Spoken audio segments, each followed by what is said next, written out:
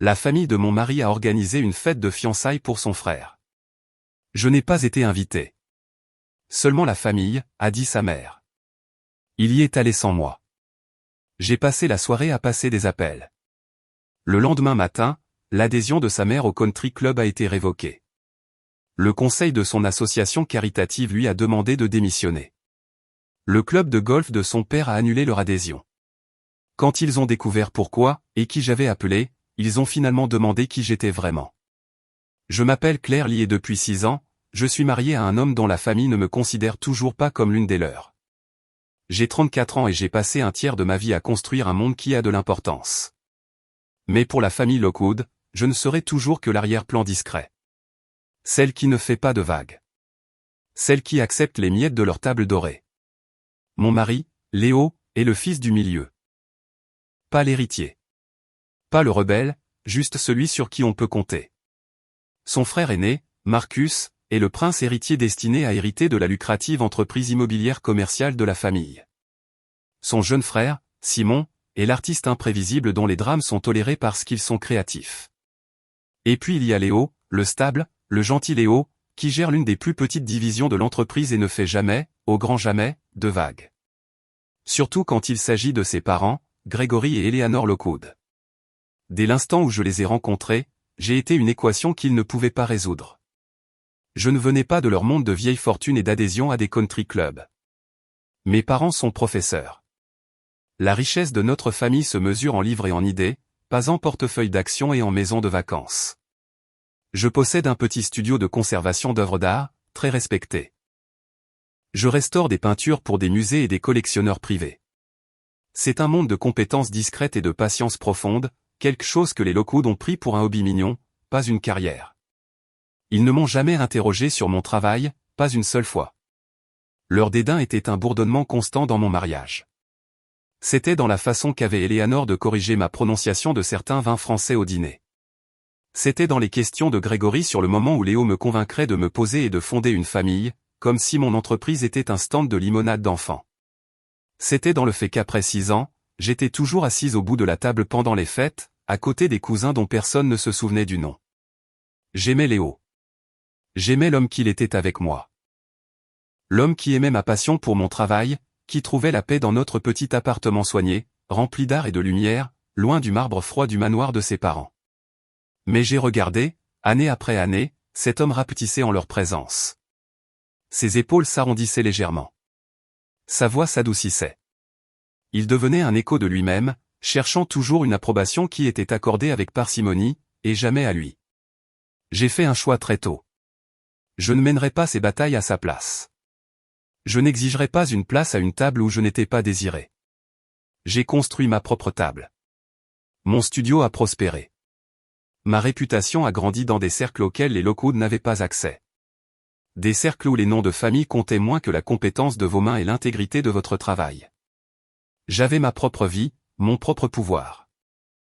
Et je m'en enveloppais comme d'une cape, laissant leurs affronts ricocher. C'était plus facile comme ça. Ou du moins, c'est ce que je me disais.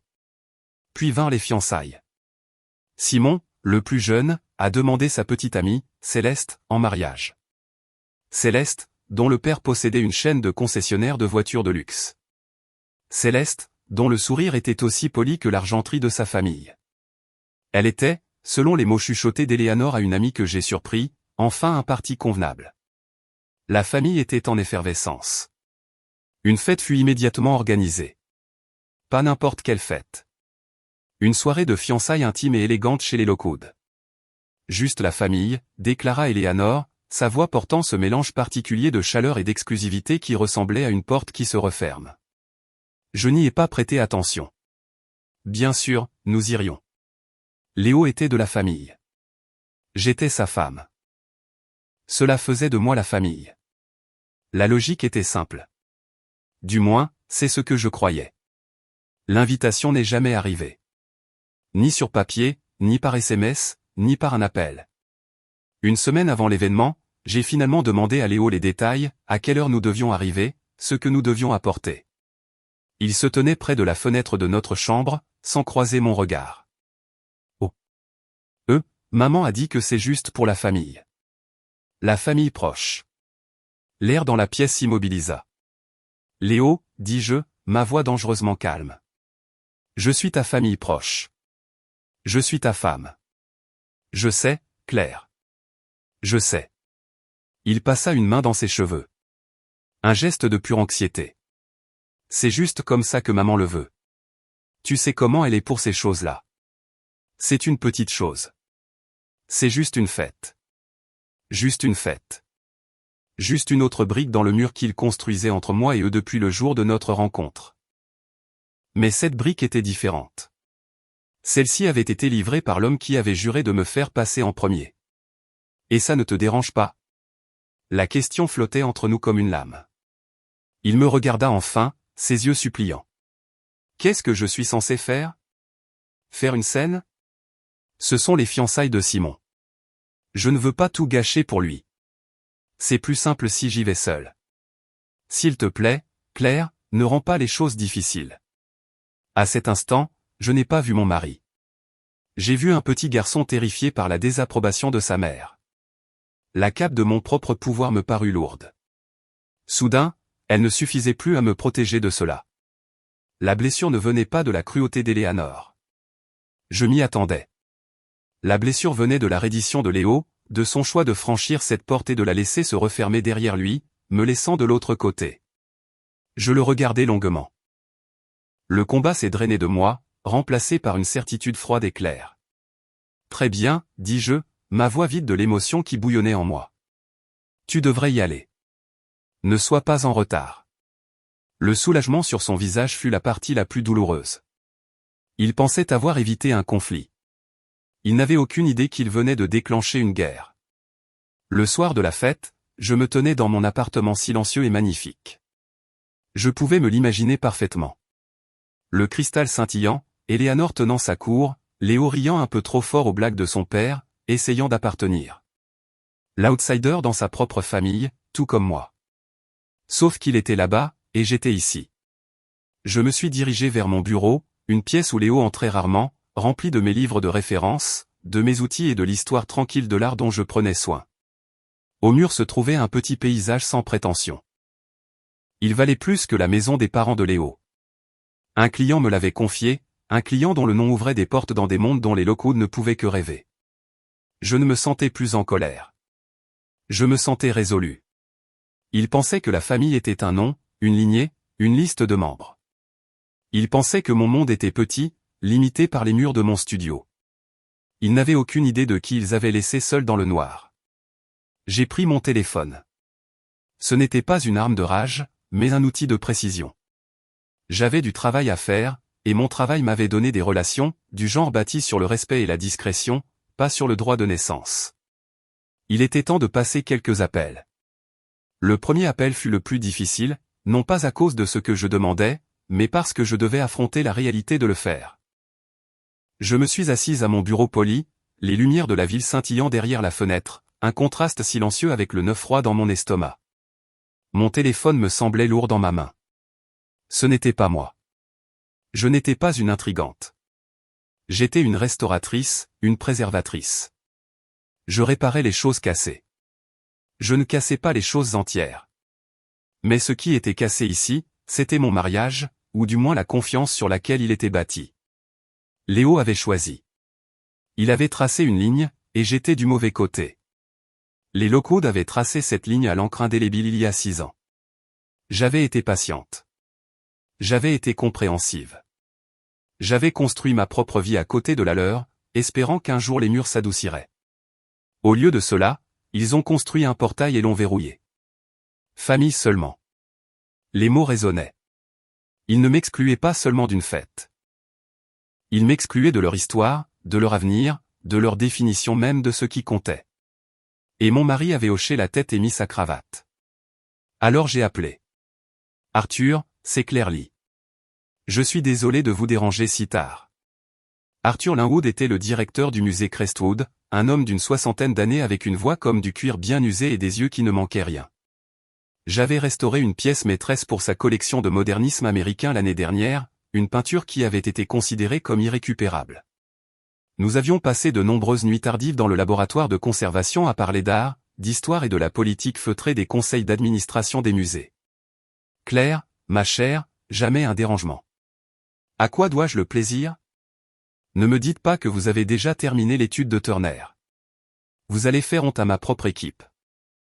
J'ai réussi à esquisser un petit sourire, bien qu'il ne puisse pas le voir. Pas encore, Arthur. J'appelle en fait pour quelque chose de différent, une affaire personnelle. Cela concerne la famille Lockwood. Il y eut un silence sur la ligne. Arthur Linwood évoluait dans des cercles sociaux qui chevauchaient ceux des Lockwood, mais son monde était celui de la philanthropie culturelle et du prestige académique, pas seulement de la richesse. Il connaissait Gregory et Eleanor. Il était, je crois, au conseil caritatif de la Lakeview Conservancy avec Eleanor. Je vois, dit-il, son ton passant de chaleureux à professionnellement neutre. Qu'en est-il d'eux? Je lui ai raconté. J'ai gardé les choses simples, factuelles, dépouillant l'émotion de ma voix jusqu'à ce qu'elle soit aussi propre et clinique que mon établi, la fête de fiançailles, le décret familial, la présence de mon mari. Je ne sonnais pas comme une épouse blessée. Je sonnais comme une collègue présentant des données préoccupantes. Je comprends qu'ils sont des mécènes importants dans certains cercles, dis-je prudemment, et ma réputation professionnelle est bâtie sur la discrétion et l'intégrité. Cette situation crée un conflit. Leur image publique est celle de l'unité familiale et de la tradition. Leurs actions privées suggèrent autre chose. En tant que personne pouvant être associée à eux par le travail au sein de conseils d'administration, j'ai pensé que vous devriez être au courant de la dichotomie. L'intégrité compte en art comme dans la vie. Je ne demandais rien. J'informais simplement. C'était la clé. Arthur Linwood était un homme qui appréciait la vérité, mais il appréciait aussi la stabilité. Un scandale, même un scandale domestique discret, était une menace pour les écosystèmes soigneusement équilibrés des conseils et des clubs. C'est décevant à entendre, Claire, dit-il enfin. Eleanor s'est toujours présentée comme un pilier de la communauté. Un événement familial qui exclut une épouse de 6 ans est une interprétation intéressante de la famille. Merci de porter cela à mon attention. Je vais y réfléchir. Nous avons échangé quelques politesses de plus et avons raccroché. Mon cœur battait la chamade. Un appel. Cela semblait à la fois insignifiant et monumental. L'appel suivant était pour Miranda Thorne. Miranda était une force de la nature, la rédactrice en chef du magazine Culturou, une publication qui documentait la haute société avec un sourcil légèrement arqué. J'avais restauré une série de rares portraits art déco pour un article qu'elle avait publié. Elle me devait une faveur. J'avais travaillé sous un délai impossible pour elle, refusant de faire des compromis sur la qualité. Elle respectait ça. Claire, si tu appelles pour refuser un autre de mes délais insensés, je vais pleurer. Pas de délai ce soir, Miranda. J'ai un potin social. Officieux, pour tes oreilles seulement. Sa voix s'aiguisa d'un intérêt instantané. Continue. J'ai répété l'histoire, cette fois, en laissant transparaître une parcelle de ma blessure personnelle. Miranda traitait de récits, de drames humains. Les faits froids ne l'intéresseraient pas. L'injustice, si. Les Lockwood, soufflatait-elle, et je pouvais presque entendre son classeur mental s'ouvrir. Eleanor Lockwood, qui vient de faire ce discours interminable au gala de la Conservancy sur les liens qui nous unissent tous. Et elle n'a pas invité sa propre belle-fille. Oh, l'hypocrisie est magnifique, délicieuse. Ce n'est pas pour publication, Miranda, dis-je fermement. C'est pour le contexte. Mais tu fréquentes ces cercles. Tu entends des choses. Je pense juste qu'il est important que les bonnes personnes comprennent le caractère derrière les photos de charité. Compris, ma chérie. Strictement pour le contexte. Mais, oh là là. Cela éclaire tellement de choses. La façon dont elle a mis Patricia Anninsley à l'écart du comité du jardin. C'est un schéma, n'est-ce pas? Un schéma très exclusif. L'esprit de Miranda connectait déjà des points dont je ne connaissais même pas l'existence. Contexte noté. Le troisième appel était différent. C'était à un vieil ami de l'université, Benji Chin. Benji était un génie de la technologie qui avait vendu sa deuxième start-up pour une somme d'argent obscène et partageait maintenant son temps entre l'investissement providentiel et, comme il le disait, la perturbation créative des systèmes archaïques. Il était aussi, notamment, le propriétaire majoritaire du Westwind Country Club. Bien qu'il y mette rarement les pieds, Il trouvait le tout absurdement amusant. Claire, as-tu besoin que je pirate le Louvre pour toi? S'il te plaît, dis oui. Je ris. Un vrai cette fois. Pas ce soir, Benji. J'ai besoin d'informations. Le Westwind Country Club. Que faut-il pour faire révoquer une adhésion? Il siffla bas. Oh, politique de la terre brûlée. J'adore. Pour un membre, généralement une activité criminelle, des dettes impayées massives, ou une conduite inappropriée qui menace la réputation du club. Pourquoi? Qui brûlons-nous? Eleanor Lockwood. Il y eut une pause. La femme de Gregory Lockwood. Elle est dans tous les comités, un pilier de la communauté. Il le dit exactement comme Arthur. Qu'est-ce qu'elle t'a fait? Je lui racontai succinctement. Benji, qui venait d'une famille d'immigrants soudés, bruyante et aimante, n'avait aucune patience pour ce genre de bêtises de lignage. C'est tout, dit-il, incrédule. Elle met à l'écart la femme de son fils parce qu'elle n'a pas le bon pédigré. Ce n'est pas seulement impoli, Claire. Dans mon club, enfin, le club que je possède, c'est toxique. C'est le genre d'attitude qui favorise un environnement hostile. Pas une bonne image. Je vais demander à mon directeur général de consulter son dossier discrètement. S'il y a ne serait-ce qu'une rumeur de plainte concernant son comportement envers le personnel ou d'autres membres, nous aurons un motif. Conduite inappropriée est une phrase merveilleusement flexible. Merci, Benji. Ne me remercie pas. C'est le plus de plaisir que j'ai eu avec le club depuis que je l'ai acheté. Je te tiens au courant. J'ai passé quelques appels de plus à un ancien client qui siégeait au conseil d'administration de l'association caritative où Eleanor était la plus en vue, à un service de conciergerie privé discret qui s'adressait au cercle des Lockwood, un service que j'utilisais pour obtenir des matériaux de conservation rares et dont le propriétaire appréciait énormément mon entreprise. Dans chaque conversation, je n'étais pas Claire l'épouse bafouée. J'étais Claire la professionnelle, Claire la collègue, Claire la connaisseuse de la vérité. J'ai présenté les faits. J'ai laissé entrevoir l'hypocrisie. Je les ai laissés tirer leurs propres conclusions. Quand j'eus fini, le ciel passait du noir au bleu indigo profond. L'aube approchait. J'étais épuisé, vide. J'avais mis quelque chose en mouvement, mais je n'avais aucune idée de quelles seraient les répercussions.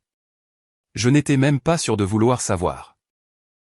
J'avais agi non par vengeance, mais pour une sorte de justice terrible et lucide. Ils pensaient que mon monde s'arrêtait au seuil de leur fête. Je venais de leur montrer que mon monde était connecté de manière complexe et puissante au fondement même du leur. J'ai posé mon téléphone. L'appartement était toujours silencieux. Léo ne serait pas à la maison avant des heures. Je me suis approché de la fenêtre et j'ai regardé la ville commencer à se réveiller, mon reflet fantomatique dans la vitre. J'avais l'air la même, mais rien ne l'était. Léo est rentré juste après 7 heures du matin. J'ai entendu sa clé tâtonner dans la serrure, le clic trop prudent de la porte qui se ferme, le bruit feutré de ses chaussures sur le parquet. Il essayait d'être silencieux, d'essayer de se glisser de nouveau dans notre vie, comme s'il venait de sortir pour une réunion tardive. L'odeur de cigares chers et de parfum floral s'accrochait à sa veste. Un fantôme de la fête qui n'avait pas de place pour moi. J'étais dans la cuisine en train de préparer du thé, non pas que j'en veuille, mais cela me donnait quelque chose à faire de mes mains. J'avais été éveillé toute la nuit, non pas avec une énergie frénétique, mais avec un étrange calme vigilant. Les appels étaient passés. Les rouages tournaient quelque part dans les engrenages cachés de la ville. Maintenant, il n'y avait plus qu'à attendre. Il se tenait dans l'embrasure de la porte, sa cravate desserrée, ses yeux injectés de sang à cause de l'alcool et, je le soupçonnais, de la tension d'avoir joué au bonheur toute la nuit. Il me regarda, s'attendant à quelque chose. Des larmes, des accusations, un accueil glacial. Je l'ai juste regardé en retour, attendant qu'il parle le premier. « Salut, dit-il, la voix rauque. Tu es levé tôt. » Je n'ai pas pu dormir, répondis-je, ce qui était vrai. J'ai versé de l'eau chaude dans une tasse. Comment était la fête? La question le déstabilisa. Il s'était préparé à une dispute. Pas à une enquête polie. C'était bien. Sympa. Simon et Céleste avaient l'air heureux.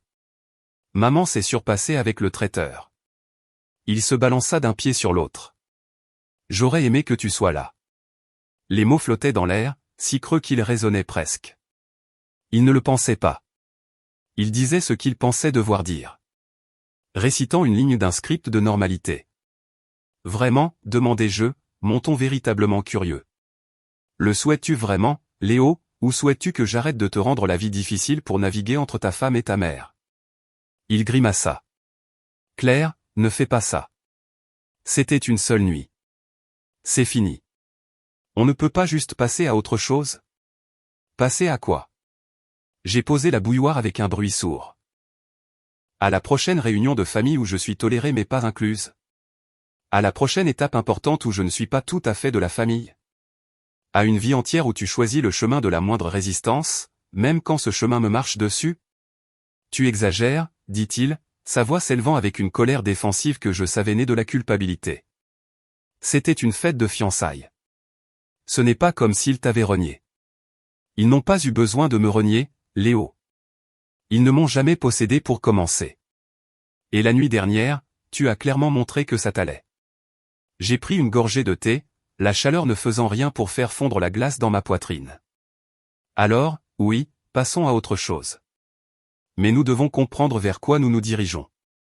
Il me regarda fixement, la confusion et la frustration se battant sur son visage. Il ne comprenait pas le changement en moi. La femme silencieuse ne pleurait pas ou ne criait pas. Elle énonçait des faits, froids et durs comme le marbre.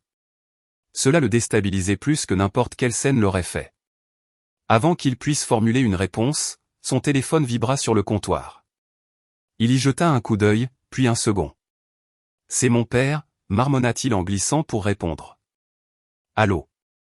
Oui, je viens de rentrer. »« Quoi ? Qu'est-ce que ? » Ralentit. J'ai regardé la couleur se vider de son visage. Sa main libre se posa sur son front, pressant comme pour contenir un mal de tête soudain. « Qu'est-ce que tu veux dire par révoquer ? Comment ça peut juste être ? Est-ce qu'elle ? Non, bien sûr qu'elle n'a rien dit pour. Attends, papa. Je ne peux pas, il écouta, son expression devenant de plus en plus perplexe puis horrifiée. Le conseil de la fondation, aussi. Ils lui ont demandé de démissionner. Mais elle est la présidente.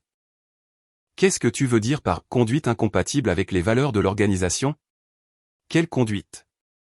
Mon cœur commença à battre lentement, lourdement. Ça commençait plus vite que je ne l'avais prévu. Arthur Linwood, ou peut-être quelqu'un à qui il avait parlé, n'avait pas perdu de temps. Les yeux de Léo se tournèrent vers moi, une suspicion vague et informe naissant. J'ai soutenu son regard, mon visage un masque calme. Et le club de golf ? Papa, c'est un vote unanime. Du jour au lendemain. La voix de Léo était maintenant un murmure. Il s'affaissa contre l'îlot de la cuisine. Je ne comprends pas. Ça n'a pas de sens. Qui pourrait même faire ça? Il écouta encore une minute, puis dit, Je serai là bientôt. Il mit fin à l'appel et laissa tomber le téléphone sur le comptoir avec un cliquetis. Pendant un long moment, il fixa simplement la surface de pierre polie, respirant lourdement. Mes parents, commença-t-il, puis secoua la tête. L'adhésion de ma mère au country club a été révoquée ce matin. Aucune explication, juste une lettre livrée par coursier. Le conseil de la Lakeview Conservancy a convoqué une réunion d'urgence à 7 heures du matin et a voté pour la destituer de son poste de présidente et lui demander de démissionner entièrement du conseil.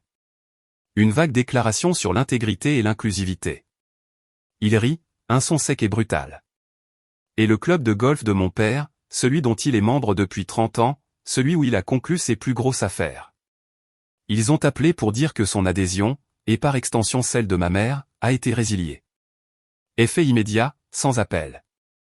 Il leva enfin les yeux vers moi, ses yeux fouillant les miens. Qu'est-ce qui se passe? C'est comme si quelqu'un leur avait déclaré la guerre du jour au lendemain. J'ai pris une autre longue gorgée de thé. On dirait que quelqu'un a montré à quelques personnes influentes qui sont vraiment tes parents, dis-je doucement. Ses yeux se plissèrent. Qu'est-ce que ça veut dire? Ça veut dire, Léo, que famille seulement n'est pas juste une liste d'invités. C'est une philosophie. Et c'est une philosophie qui semble très laide à la lumière du jour. Surtout pour les gens qui siègent à des conseils et dirigent des clubs qui ont des images publiques de communauté et d'accueil. J'ai posé ma tasse. Ta mère a passé des années à construire une persona. L'hôtesse gracieuse, le pilier de la charité, la gardienne de la tradition. Mais les personas sont fragiles. Elle se fissure lorsque la cruauté privée contredit la gentillesse publique. La suspicion dans ses yeux se durcit pour devenir quelque chose de plus proche de la prise de conscience. « Claire, qu'as-tu fait ?»« J'ai passé quelques appels, dis-je. » La simplicité de la déclaration démentant son poids. À des gens qui apprécient la vérité et l'intégrité. Je les ai informés d'une situation qui semblait en contradiction avec l'image que ta famille projette. Je suppose qu'ils ont décidé qu'un tel manque profond de respect élémentaire pour la famille, pour une belle fille de 6 ans, était révélateur d'un caractère avec lequel il ne souhaitait pas être associé. Sa bouche s'ouvrit. Il me regarda comme s'il ne m'avait jamais vu auparavant.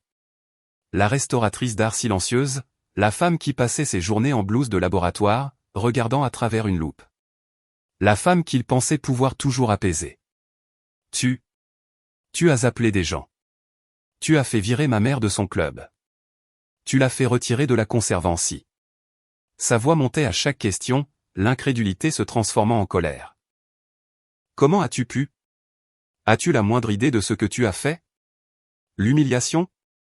Oui, dis-je, ma propre voix gagnant enfin en tranchant. Je sais ce que c'est que l'humiliation. J'ai eu 6 ans de pratique. Ta mère reçoit une seule dose concentrée. Considérez ça comme une leçon sur les conséquences. Tu les as ruinés, cria-t-il, levant les mains en l'air. Non, Léo. Ils se sont ruinés eux-mêmes. J'ai juste allumé la lumière pour que tout le monde puisse voir le désordre. Je me suis avancé vers lui et il a fait un demi-pas en arrière. Tu m'as demandé de ne pas rendre les choses difficiles. Tu as choisi la facilité. Eh bien, la facilité, c'est fini. Voici ce qui est difficile. C'est ce qui arrive quand on pousse quelqu'un qui a passé sa vie à apprendre à réparer des choses précieuses et fragiles. Elle apprend exactement quels points de pression causeront le plus de dégâts. Elle apprend la patience, et elle apprend que parfois la restauration est impossible.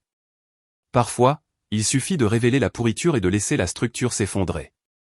Il secouait la tête d'avant en arrière comme un enfant niant une terrible vérité. Qui as-tu appelé? Qui connais-tu même qui pourrait faire ça? C'est la chose que toi et ta famille n'avez jamais comprise, dis-je, un triste sourire effleurant mes lèvres. Vous étiez tellement occupé à mépriser mon monde que vous n'avez jamais pris la peine de voir jusqu'où il s'étendait. Mes clients ne sont pas seulement des gens qui possèdent de jolies choses. Ce sont des gens qui apprécient ce que je fais. Ce sont des gens influents dans des mondes que vous pensez gouverner. Je n'ai pas de nom de famille pour ouvrir des portes, Léo. J'ai une réputation, et la nuit dernière, je l'ai utilisée. La sonnette retentit, un son aigu et intrusif dans le silence chargé de notre cuisine. Léo sursauta. Qui est-ce? Je ne sais pas, dis-je, bien que j'ai une suspicion. Les nouvelles voyageaient vite. Il se dirigea vers l'interphone. Oui. Une voix tendue et furieuse crépita à travers le haut-parleur. C'était Eleanor. Léo, laisse-nous entrer maintenant. Léo leur ouvrit sans un mot. Le silence dans notre appartement devint épais, suffocant, alors que nous écoutions l'ascenseur monter à notre étage. Je suis resté dans la cuisine, appuyé contre le comptoir, les bras croisés. Léo faisait les 100 pas jusqu'à la porte d'entrée, passant les mains dans ses cheveux, le portrait d'un homme pris dans un monde en effondrement. La porte s'ouvrit violemment avant qu'il ait pu tourner complètement la poignée. Eleanor Lockwood entra la première, une vision de fureur sur mesure dans un chemisier et un pantalon en soie crème. Son visage, habituellement composé avec la confiance sereine d'une femme à qui on n'a jamais dit non, était crispé de rage, ses lèvres une ligne fine et exsangue. Grégory suivit, son expression sombre et déconcertée, sa veste de costume froissée comme s'il l'avait enfilée en panique. Ils ne m'ont même pas accordé un regard. Leurs yeux étaient fixés sur leur fils. Que as-tu fait? La voix d'Eleanor était un sifflement bas et venimeux. Toute prétention de grâce avait disparu. Qu'est-ce que ta femme a fait? Maman. Papa, calmez-vous, commença Léo, levant les mains dans un geste d'apaisement qui ne sembla que l'enflammer davantage. Me calmer? Me calmer, hurla-t-elle, le son choquant dans notre espace silencieux. J'ai été publiquement humilié. J'ai reçu une lettre de Westwind à l'aube, Léo, livrée par un coursier en uniforme comme une assignation en justice. Mon adhésion révoquée. Aucune raison, aucune audition. Puis Arthur Linwood m'appelle avant que j'aie eu mon café pour suggérer gentiment que je démissionne du conseil de la Conservancy pour éviter un vote de défiance formel. Et ton père? Elle se tourna vers Grégory qui tressaillit. Son club de golf. 30 ans. Ils ont dit qu'il y avait eu une décision unanime basée sur une conduite indigne des normes de la communauté du club. Quelle conduite? Que avons-nous fait? Ses yeux traversèrent enfin la pièce et se posèrent sur moi. La haine qu'il contenait était pure et non diluée. C'est toi. Ça doit être toi. C'est ta petite vengeance mesquine parce que tu n'as pas été invité à une fête de famille. Espèce de petite. Eleanor, gronda Grégory, un avertissement dans son ton. Mais c'était faible. Je ne bougeais pas. J'ai rencontré son regard et j'ai vu le moment où elle a enregistré le changement. Je ne me recroquevillais pas. Je ne détournais pas le regard. Je la regardais simplement comme on pourrait observer un spécimen fascinant et volatile. Mesquin, dis-je, ma voix calme dans la tempête de la sienne. Non, Eleanor. Mesquin serait de rayer votre voiture ou de répandre une vilaine rumeur lors d'une partie de bridge. Ce qui vous arrive n'est pas mesquin. C'est professionnel. C'est institutionnel. Vos clubs et vos conseils ont des normes. Il semble que votre comportement récent ait amené certains à croire que vous ne les respectez plus. Mon comportement, cracha-t-elle. J'ai organisé une charmante fête pour mon fils. Vous avez organisé une fête qui excluait explicitement votre belle-fille de 6 ans, corrigez-je, chaque mot précis. Vous avez tracé une ligne dans le sable et l'avez appelée famille. Vous avez fait une déclaration publique dans votre propre maison que je ne fais pas partie de la vôtre, et votre fils y a assisté, entérinant ainsi cette déclaration. Léo émit un bruit de douleur. Claire, s'il te plaît. Non, Léo, interrompit Grégory, ses yeux se plissant alors qu'il me regardait avec une compréhension naissante et horrifiée. Laisse-la parler. Elle attend clairement ça depuis longtemps. Tu as fait ça. Tout ça. Comment? Eleanor n'écoutait pas. Elle était en spirale. Qui crois-tu être? Tu n'es personne. Tu répares de vieilles images. Tu n'as aucune position, aucun nom, aucun droit de toucher à ma vie. C'est là que vous vous trompez, dis-je en me détachant du comptoir. J'ai fait quelques pas dans le salon, sentant le poids de tout leur regard sur moi. J'ai une position immense dans le monde qui compte vraiment pour ces institutions. Le monde de la discrétion, de la réputation, de l'intégrité inébranlable. Vous achetez votre place dans les conseils, Eleanor. Vous épousez un nom. Mon nom est Claire Lee. Je l'ai construit. Il signifie quelque chose pour les gens qui vous ont demandé de partir. Quels gens? Demanda Grégory en s'avançant. Son esprit d'homme d'affaires se débattait avec la logistique du désastre. Nommez-les. Qui avez-vous appelé? J'ai presque eu pitié de lui. Il essayait de résoudre un problème, mais le problème était une faille fondamentale dans la vision du monde de sa famille. Arthur Linwood.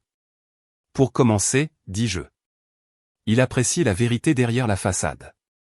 L'hypocrisie de défendre la communauté tout en ostracisant un membre de la famille ne lui a pas plu. Eleanor pâlit. Arthur? Mais il est. Nous avons fait des dons. Il se soucie plus de la cohérence éthique que des plaques de donateurs, dis-je. Miranda tourne chez Culturo.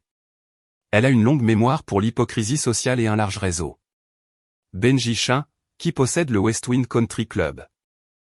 Il a des idées très précises sur ce qui constitue une conduite inappropriée, et la cruauté élitiste arrive en tête de liste. À chaque nom, leur visage devenait plus cendré. Ce n'étaient pas des ennemis. C'étaient des pairs, des influenceurs, des gens dont les opinions façonnaient le paysage social même dans lequel vivaient les Lockwood. Benji Chin a acheté Westwind, murmura Grégory, son esprit financier vacillant face à l'implication. C'est un gamin de la tech. Il ne se soucie pas de la tradition. Il se soucie de l'équité, dis-je. Un concept avec lequel votre famille semble avoir du mal. C'est de la folie, s'écria Eleanor. Mais le combat s'échappait d'elle, remplacé par une peur tremblante. Le sol se dérobait sous ses pieds, et elle ne savait pas comment l'arrêter. Pour une fête. Tu as détruit ma réputation pour une stupide fête. Non, dis-je, ma voix s'abaissant. Ce n'est pas pour une fête. C'est pour 6 ans. 6 ans de dédain subtil, de sourire condescendant, d'être placé à la table des enfants au festin de vos vies. La fête n'était que l'insulte finale, indubitable. Celle que même vos précieux comités de normes pouvaient comprendre. Vous leur avez montré qui vous étiez. J'ai simplement été d'accord avec leur évaluation. Léo était resté silencieux, observant ce duel entre sa mère et sa femme. Maintenant, il retrouva sa voix, mais elle était brisée. Tu aurais dû venir me voir. Nous aurions dû parler. Nous sommes mariés, Claire. On ne déclare pas la guerre à ma famille. Je me tournai vers lui. Et pour la première fois ce matin-là, je sentis une vague d'émotions brûlantes. Parler, Léo? Nous avons parlé pendant 6 ans. J'ai parlé. Je t'ai dit ce que ça faisait. Tu m'as demandé d'être patiente, de comprendre, de ne pas faire de vagues. La nuit dernière, tu m'as montré exactement où ces discussions m'ont mené, seul, pendant que tu partageais le pain avec les gens qui me traitent comme moins que rien. Alors, non, je n'ai pas déclaré la guerre à ta famille. J'ai retiré ma paix, et j'ai laissé les conséquences de leurs propres actions les trouver. Grégory me regardait avec un étrange regard d'évaluation. L'homme d'affaires était de retour, évaluant la nouvelle variable dans l'équation. Qui d'autre? Demanda-t-il, sa voix plate. Qui d'autre as-tu appelé? Est-ce que ça a de l'importance? Répondis-je. Le message est passé. Vous avez construit votre monde sur un fondement d'exclusivité et d'apparence. J'ai simplement présenté quelques personnes à la fissure dans les fondations. Ils ont décidé que c'était une faille structurelle. Ce sont eux qui ont choisi d'agir. J'ai juste fourni l'information. Eleanor s'effondra sur notre canapé comme si ses jambes l'avaient lâchée. Elle paraissait petite soudain, ses vêtements chers semblant être un costume sur une actrice vaincue. Ils vont rire de moi, murmura-t-elle, à personne en particulier. Au club, au gala de charité. Je serai une blague. La femme qui était trop fière pour inviter sa propre belle-fille. La prise de conscience de sa mort sociale se faisait jour, et c'était plus terrible pour elle que n'importe quelle perte financière. Grégory l'ignora, son attention toujours sur moi. Que veux-tu, Claire? De l'argent? Des excuses publiques? Quel est le prix pour que ça s'arrête? Je ris alors, un son court et sans humour. Vous ne comprenez toujours pas, Grégory. Ce n'est pas une négociation. Vous ne pouvez pas racheter ce que vous avez perdu. Votre réputation dans ces cercles est comme une peinture qui s'est révélée être un faux. La vérité est sortie. Aucune somme d'argent ne peut faire en sorte que les gens revoient l'original. Je ne veux rien de vous. J'ai déjà pris la seule chose de valeur que vous aviez à offrir. L'illusion que votre approbation comptait pour moi. Léo me regarda fixement, son visage un masque de trahison et de perte naissante. Qui es-tu? Souffla-t-il. Je regardais mon mari, l'homme que j'avais aimé, l'homme qui avait choisi sa famille de naissance plutôt que celle que nous avions créée. La clarté froide qui m'avait soutenu toute la nuit vacilla une seconde, remplacée par une tristesse profonde et douloureuse. Je suis la femme que tu as épousée, Léo, dis-je doucement. Tu n'as juste jamais pris la peine de regarder au-delà de la surface pour voir ce qu'il y avait en dessous. Le silence dans l'appartement après que Grégory eut à moitié porté une Eleanor en l'armure de la porte était plus lourd que n'importe quel cri. C'était le silence d'un site bombardé après l'explosion. Léo se tenait près de la fenêtre, le dos tourné vers moi, les épaules voûtées. Je suis resté dans le salon, l'espace entre nous ressemblant à un canyon creusé par le flot de la vérité. Mon téléphone, qui avait été heureusement silencieux, se mit à vibrer sur le comptoir de la cuisine. Puis celui de Léo sonna dans sa poche. Puis le mien à nouveau. Les ondulations atteignaient le rivage. Je me suis approché et j'ai regardé l'écran. Un SMS de Miranda Thorne. Ma chérie, les potins sont brûlants ce matin. Le gel et des low-code est le sujet de conversation de tous les petits déjeuners d'affaires en ville. Arthur Linwood est un homme de principe, n'est-ce pas? Appelle-moi quand tu seras prête pour un vrai débriefing. Bisous. Un autre de Benji Chin. Mission accomplie. Le DG a trouvé 3 plaintes écrites distinctes de membres du personnel subalterne concernant les commentaires désobligeants et les exigences déraisonnables de ta belle-mère. Combiné à l'hypocrisie des valeurs familiales que tu as soulignées, c'était plus que suffisant. Considère la mise au ban. PS La famille de ton mari craint un peu. Je n'ai pas répondu.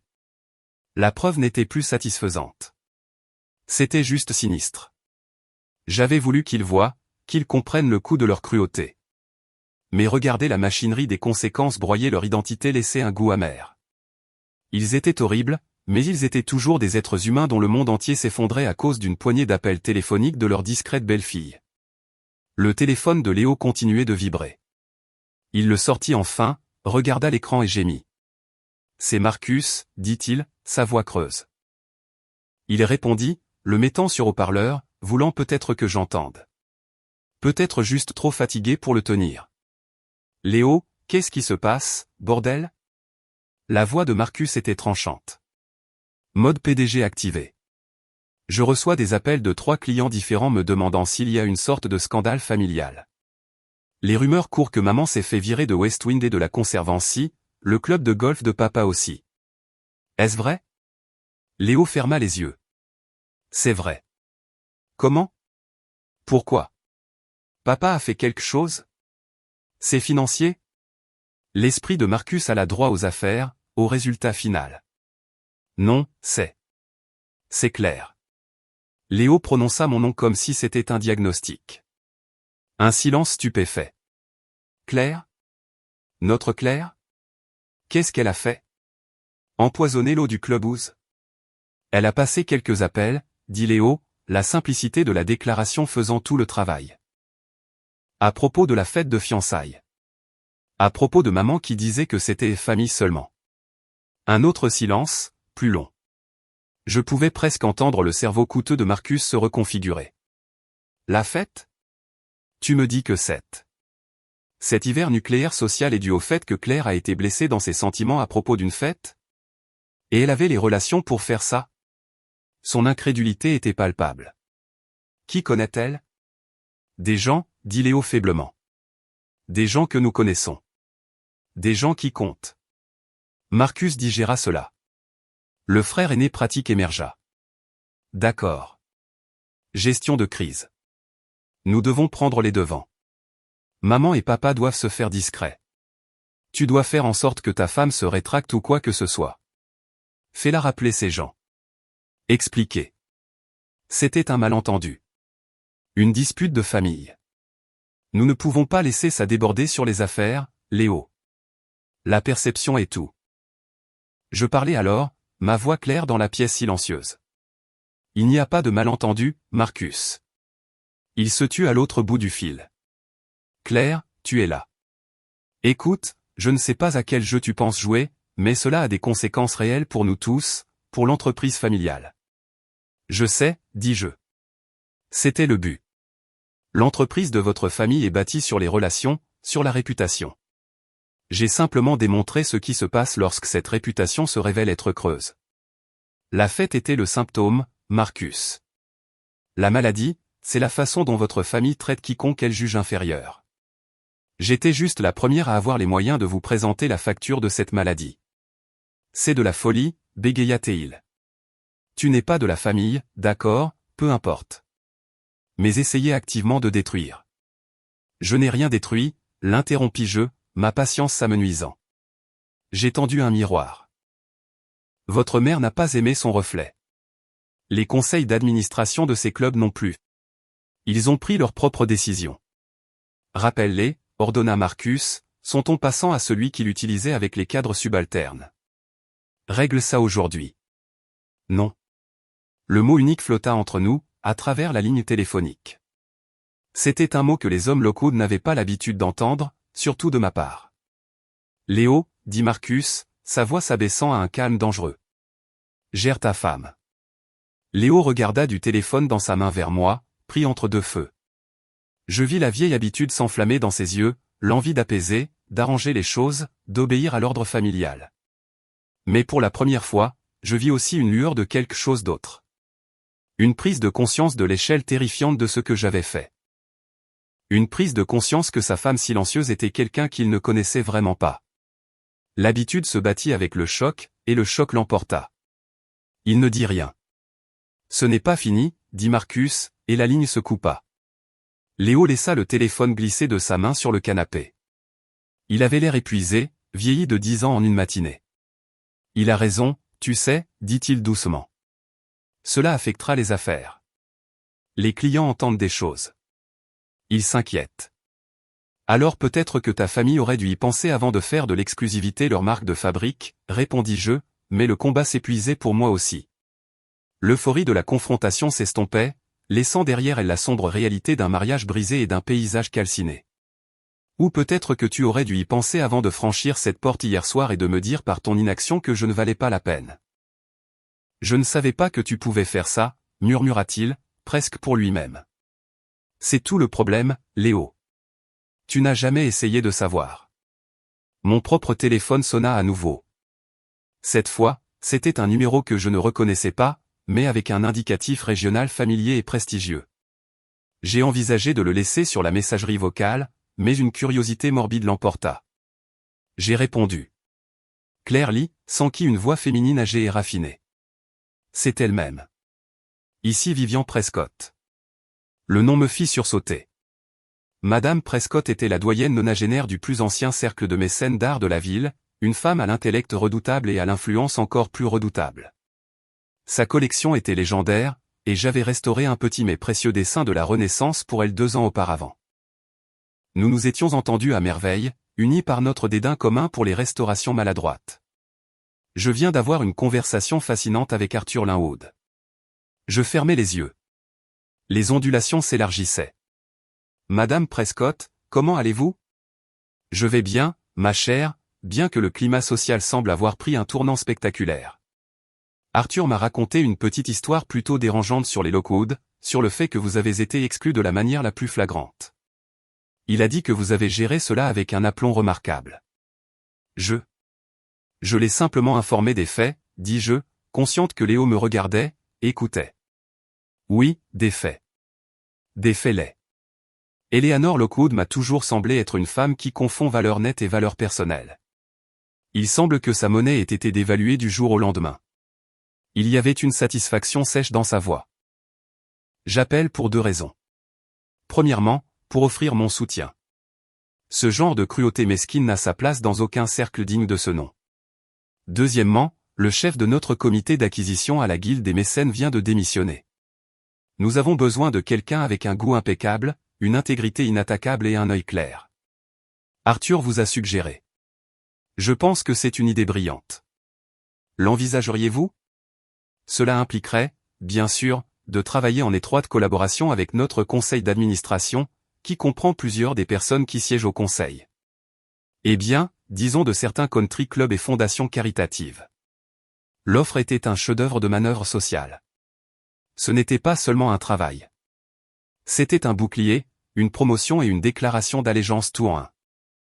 En m'élevant, Vivian Prescott et Arthur Linwood faisaient une déclaration publique sur l'endroit où se trouvait la vraie valeur. Léo, voyant l'expression sur mon visage, articula silencieusement, « Qui est-ce » Je me détournai légèrement. Madame Prescott, je suis profondément honoré.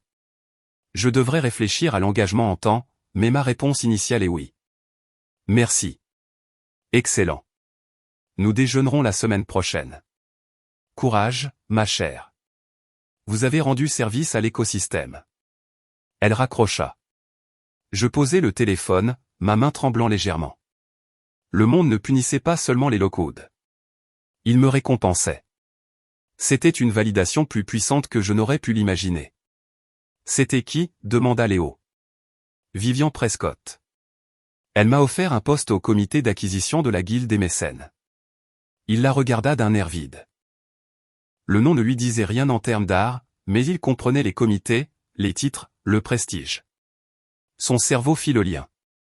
C'est le groupe qui finance la nouvelle aile du musée dans laquelle mes parents essaient d'entrer depuis des années. J'ai hoché la tête. Oui. Il s'affaissa sur le bras du canapé, la tête entre les mains. Alors, pendant que ma famille est mise sur liste noire, tu es invité dans le Saint des Saints. Il semble que l'intégrité ait sa propre liste de membres, dis-je doucement. La sonnette retentit à nouveau. Nous nous sommes figés tous les deux. C'était trop tôt pour une autre confrontation avec les Lockwood. Je suis allé à l'interphone. Oui. Livraison pour une mademoiselle Lee, dit une voix joyeuse.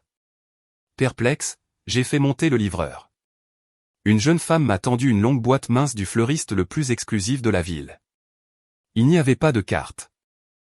Je l'ai ouverte sur l'îlot de la cuisine. À l'intérieur, nichés dans du papier de soie, se trouvaient 2 douzaines de roses parfaites, d'un rouge sang profond.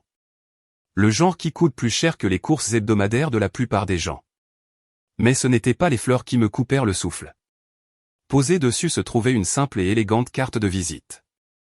Jonathan Thorne, président, Thorne & Sterling Private Wealth. Le mari de Miranda. L'un des esprits financiers les plus puissants et discrets du pays, un homme qui gérait les fortunes de personnes qui faisaient passer les Lockwood pour des conducteurs de classe moyenne. Au dos de la carte, d'une écriture masculine précise, était écrit « J'ai entendu dire que vous appréciez la clarté. Si jamais vous avez besoin de conseils au-delà de l'art. » JT, ce n'était pas une offre d'aide. C'était une reconnaissance, un signal que j'étais maintenant visible à un niveau d'influence que mes beaux-parents ne pouvaient qu'entrevoir de loin. Les roses n'étaient pas un geste romantique. C'était un hommage, un accueil. Léo s'approcha et vit la carte. Il la ramassa, son visage pâle. Jonathan Thorne, lut-il, sa voix faible. Mon père a essayé d'obtenir un rendez-vous avec lui pendant 5 ans. Il n'a jamais dépassé l'assistante. Il regarda de la carte vers moi, les roses entre nous comme une barrière d'épines et de velours. La distance dans ses yeux était maintenant insurmontable. Il ne regardait plus sa femme. Il regardait une joueuse dans un jeu dont il ne connaissait pas les règles, sur un échiquier dont il ne soupçonnait même pas l'existence.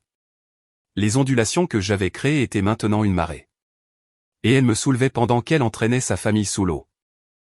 Et il était bloqué au milieu, réalisant trop tard que la femme silencieuse qu'il avait prise pour acquise se tenait sur un terrain plus élevé depuis le début. Pendant 2 jours, notre appartement fut un musée du silence. Nous nous déplacions dans les pièces comme des fantômes prudents, évitant les chemins de l'autre. L'air était épais de tout ce qui n'était pas dit. Les fleurs de Jonathan Thorne trônaient sur la console, une réprimande silencieuse et éblouissante au monde en ruine des Lockwood. Mon téléphone continuait de sonner, des messages de soutien de clients, des demandes curieuses de collègues qui avaient entendu des rumeurs, une invitation formelle du bureau de Vivian Prescott pour le déjeuner. Le téléphone de Léo vibrait avec un désespoir croissant. Marcus, son père, sa mère, des associés d'affaires cherchant des informations. Il cessa de répondre. Il passait des heures à regarder par la fenêtre ou assis sur le bord de notre lit, la tête entre les mains. L'homme confiant, bien que conflictuel, que j'avais épousé avait disparu, remplacé par un étranger en état de choc. J'ai ressenti une pointe de pitié pour lui, mais c'était distant, comme de la sympathie pour un personnage d'une pièce tragique. Le pont entre nous avait été brûlé de mon côté, et je constatais que je n'avais plus d'énergie pour le reconstruire. Le 3e matin, je préparais un petit sac. J'avais une consultation matinale au musée avec Arthur Linwood, suivie du déjeuner avec Madame Prescott. C'étaient des rendez-vous qui semblaient plus réels, plus solides que le mariage que je laissais derrière moi dans l'appartement silencieux. Léo se tenait dans l'embrasure de la chambre, me regardant. Il s'était rasé, avait mis des vêtements propres, mais il avait toujours l'air vidé. « Où vas-tu » demanda-t-il. Sa voix était rauque. « J'ai des réunions » dis-je, pliant un chemisier sans le regarder. Au musée, puis avec Vivian Prescott. Il hocha lentement la tête, absorbant cette nouvelle réalité où mon agenda contenait des rendez-vous avec des gens qui pouvaient briser sa famille d'un coup de téléphone. Claire, commença-t-il, puis s'arrêta. Il déglutit. Nous devons parler. Vraiment parler.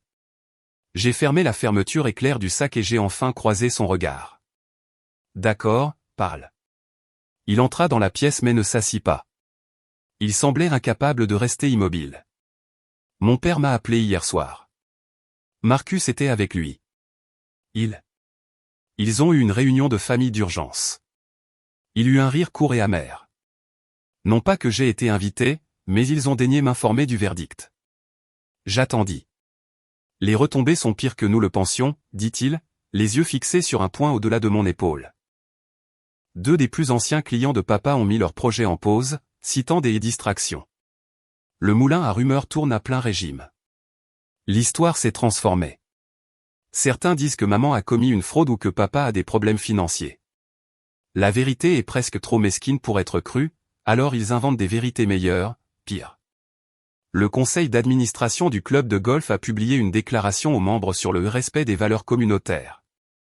Il ne nommait personne, mais tout le monde sait que mes parents sont des parias. Ils ne peuvent plus se montrer. Il me regarda alors et ses yeux étaient remplis d'une confusion torturée. Ils veulent que je règle ça. Ils disent. Ils disent que tu es ma femme. Que je devrais être capable de te contrôler. Que je devrais te faire te rétracter, te faire rappeler tout le monde et dire que tu mentais, que tu étais émotive, que tout était un malentendu. Le mot « contrôler » flotta dans l'air, les finales. « Et que veux-tu, Léo » demandai-je, ma voix calme. « Je veux retrouver ma femme. » Les mots jaillirent de lui, alimentés par la frustration et le chagrin. « Je veux la femme que j'ai épousée, qui m'aimait, qui n'aurait pas fait ça. Je ne sais pas qui est cette personne. » Il me désigna du geste, mon sac, le réseau invisible d'influence que j'avais exploité. Cette personne calculatrice qui détruit des vies pour une fête. Tu continues d'appeler ça une fête, dis-je en secouant la tête. Tu es si déterminé à minimiser la chose. Ce n'était pas la fête. C'était le principe. C'était les 1000 coupures qui ont précédé, et ta participation volontaire à chacune d'entre elles. Cette personne calculatrice, c'est ce que j'ai toujours été. J'ai juste finalement utilisé les compétences que j'ai, la précision, la patience et la compréhension des faiblesses structurelles, sur le problème qui détruisait ma vie. Ta famille. Alors c'est la guerre ? Demanda-t-il, sa voix se brisant. Toi contre ma famille ? Où est-ce que ça me laisse ? Au milieu, dis-je, sans méchanceté. Où tu as toujours été. Mais le milieu n'est plus un endroit où tu peux rester, Léo. Le sol y a disparu. Tu dois choisir. Il me regarda fixement. Choisir ? Choisir entre ma famille et ma femme ? Ce n'est pas un choix que quiconque devrait avoir à faire. C'est le choix que tu as fait chaque jour pendant 6 ans, dis-je, ma propre frustration montant. Et tu les as toujours choisis. Tu as choisi leur confort plutôt que ma dignité. Tu as choisi leur approbation plutôt que notre partenariat. Samedi dernier, tu as fait le choix final, indéniable. Tu as franchi cette porte. Maintenant, les conséquences de tous ces choix sont là. Et tu te tiens là, choqué de devoir réellement choisir un camp. Tu l'as déjà fait. Tu es juste mécontent que cette fois, le camp que tu n'as pas choisi ait le pouvoir de riposter. Il resta silencieux un long moment, respirant lourdement. Et si je te choisis maintenant ? Murmura-t-il. La question aurait dû me remplir d'espoir. Au lieu de cela, elle me remplit d'une tristesse lasse. C'est trop tard pour ça, Léo. Tu ne peux pas me choisir maintenant que tu as vu ce qui se passe quand je ne suis pas choisi. Tu ne peux pas me choisir maintenant que je t'ai montré que je n'ai pas besoin de toi. Ce n'est pas un choix. C'est une reddition. C'est de la peur. Alors, qu'attends-tu de moi ? S'écria-t-il, levant les mains en l'air. Quelle est la solution ici ? Veux-tu un divorce ? C'est ça ? Le mot atterrit dans la pièce, brutal et absolu. J'y avais pensé, bien sûr, dans les heures froides de la nuit. Mais l'entendre le dire le rendait réel. Je ne sais pas ce que je veux, dis-je honnêtement. Mais je sais ce dont j'ai besoin. J'ai besoin d'un mari qui me voit comme sa première famille, pas sa seconde. J'ai besoin d'un partenaire qui se tiendra à mes côtés, pas entre moi et ses parents. J'ai besoin que tu ne sois pas seulement désolé qu'il y ait des conséquences, mais que tu sois désolé pour les actions qui les ont causées. Et j'ai besoin que tu ailles voir ta famille, non pas pour réparer ce que j'ai cassé, mais pour leur dire la vérité, que ce qu'ils ont fait était mal, que ce que tu as fait était mal, que je suis ta femme, et qu'à partir de maintenant, cela signifie quelque chose. Cela signifie que je passe en premier. Il avait l'air horrifié. Tu veux que j'aille ? Que j'aille voir mes parents alors qu'ils se font socialement éviscérer et que je leur dise qu'ils le méritent ? Que je prenne ton parti contre eux publiquement ? Ce serait la fin pour eux, Claire. Ça les achèverait. Ou ce serait le début pour qu'ils deviennent de meilleures personnes, dis-je doucement. Mais c'est le choix. Tu peux aller les voir en tant que leur fils essayant de gérer la crise que j'ai créée et essayer de me faire rentrer dans le rang. Ça, c'est les choisir. Ou tu peux aller les voir en tant que mon mari et leur dire que leur traitement envers moi prend fin maintenant. Que tu es avec moi, et que toute relation qu'ils auront avec toi à l'avenir m'inclura comme un membre égal et apprécié de la famille. Ça, c'est me choisir. J'ai ramassé mon sac. Je dois aller à mes réunions. Quand je reviendrai ce soir, j'aurai besoin de ta réponse. Pas la réponse que tu penses qui calmera les choses. Pas la réponse que tu penses qui fera réintégrer ta mère au country club. Ta réponse. Qui est ta famille, Léo? Est-ce celle dans laquelle tu es né ou celle que tu as promis de construire avec moi? Je suis passé devant lui, hors de la chambre, à travers le salon. Je me suis arrêté à la porte, ma main sur la poignée. Je n'ai pas regardé en arrière. Choisis le mariage ou choisis la lignée, mais tu n'auras plus les deux. Le temps pour ça est révolu. J'ai fermé doucement la porte derrière moi, le laissant seul dans le silence avec le choix impossible que j'avais déposé à ses pieds. C'était un ultimatum, oui, mais c'était aussi la première demande vraiment honnête que je lui avais jamais faite. Pendant 6 ans, j'avais demandé si peu. Maintenant, je demandais tout, et pour la première fois, je connaissais assez ma propre valeur pour savoir que je le méritais. La descente en ascenseur ressemblait à une ascension. Le musée Crestwood était un sanctuaire de grandeur tranquille. La lumière du soleil filtrait à travers les hautes fenêtres cintrées, illuminant les grains de poussière qui dansaient comme des flocons d'or dans l'air. L'odeur familière de vieux papier, d'huile de citron et d'une humidité légère et fraîche m'envahit, calmant les dernières secousses de la tempête émotionnelle que j'avais laissée à la maison. Ici, je n'étais pas une épouse vengeresse ou une perturbatrice sociale. J'étais Claire Lee, conservatrice. Ma valeur résidait dans mes mains et mon jugement. Arthur Linwood me rejoignit dans l'aile de restauration, les mains jointes dans le dos alors qu'il examinait une carte du XVIIIe siècle fraîchement nettoyée. Il se tourna à mon approche, ses yeux perçants s'adoucissant légèrement derrière ses lunettes. « Claire, merci d'être venue. J'espère que vous traversez bien les turbulences. »« Je gère, Arthur. »« Merci encore pour votre soutien. Cela a beaucoup compté. » Les mots semblaient inadéquats. Il fit un geste dédaigneux de la main. Absurdité. La vérité mérite des alliés. Le comportement des Lockwood était une relique, aussi désuète et nécessitant une correction qu'une surpeinture bâclée. Il désigna un petit bureau latéral et nous entrâmes, prenant place à une table encombrée. Mais je ne vous ai pas demandé de venir seulement pour un soutien moral. J'ai une proposition. L'étude à l'aquarelle de Turner sur laquelle vous avez travaillé. Un travail exceptionnel. Nous aimerions la présenter, ainsi que vous, dans une petite exposition phare le trimestre prochain. L'art de la restauration, un chef-d'œuvre révélé. Cela impliquerait une courte conférence, quelques interviews. Cela augmenterait considérablement votre notoriété. J'étais décontenancé. Arthur, c'est incroyablement généreux, mais ma notoriété semble avoir été suffisamment augmentée cette semaine. Il gloussa, un son sec et papier. Précisément. En ce moment, vous êtes connu dans certains cercles comme la femme qui a fait tomber Eleanor Lockwood. Une histoire fascinante, mais unidimensionnelle. J'aimerais que vous soyez connu avant tout comme Claire Lee, l'une des meilleures conservatrices de sa génération. Laissez votre travail faire la une. L'autre affaire peut être une note de bas de page sur votre intégrité personnelle. Cette exposition aiderait à recadrer le récit autour de votre expertise. C'était une bouée de sauvetage, professionnellement et personnellement. Il m'offrait un moyen de sortir de la case de la femme méprisée et d'entrer dans la catégorie de la professionnelle estimée. C'était un acte d'une profonde gentillesse. Je serais honoré, dis-je, l'émotion me serrant la gorge. Bien. Maintenant, l'autre affaire. Il se pencha en avant, joignant ses doigts. Vivian Prescott n'est pas seulement une mécène. C'est une faiseuse de rênes. Son offre est un signal pour tout l'écosystème culturel. En acceptant, vous ne rejoignez pas seulement un comité. Vous vous alignez sur un certain ensemble de valeurs. La rigueur, l'authenticité, le mérite. Les Lockwood représentent le contraire. Le droit acquis, l'apparence, la lignée. Son cercle attendait une raison pour prendre poliment ses distances avec cet ancien modèle. Vous avez fourni une raison plutôt élégante. Donc je suis un pion dans un changement social plus large, demandai-je, non pas offensé, mais curieuse. Un pion? Non, ma chère. Vous êtes le catalyseur. Et maintenant, vous êtes adoubé. Jouez bien, et vous aurez un pouvoir qu'ils n'ont jamais compris. Le pouvoir qui vient du fait d'être indispensable aux choses qui durent vraiment.